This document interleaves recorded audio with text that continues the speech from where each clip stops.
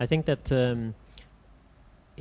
you may find it quite interesting to read the exchange between Bernard Muller and Kwame Opoku, because it goes to the heart of the kinds of issues that you're raising about how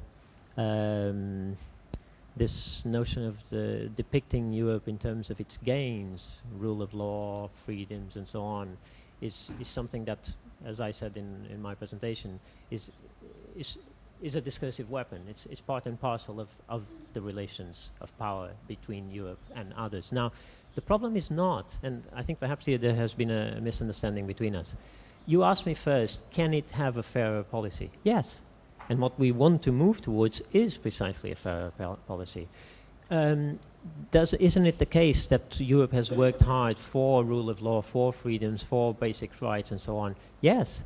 But part of the problem is, to go back to a cliche which has been very current on our TV screens and news for the last 5 years, the problem is not our values.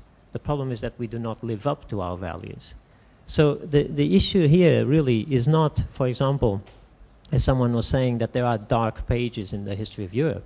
The problem is that the light pages in the history of Europe are assumed as European only, whereas, as you've just said, the whole point is that, I mean, to repeat myself again, European history is global history. It is made here and elsewhere. It is part and parcel of Europe being transparent to itself, to acknowledge and put at the center the relations of its own, or rather the power in which its own self-image rests. So, for example, if European culture is universal, if it has the great museums, it's because the collections which are in these museums are not in other museums where they could make other cultures, great cultures and universal cultures. So there is, I'm not here to wag fingers or sermonize. I'm here to ask us, in a workshop where we're supposed to be open to thinking about what are the recommendations we can make to Europe in thinking about the question of culture, to take into account the power relations in culture, and to say that culture,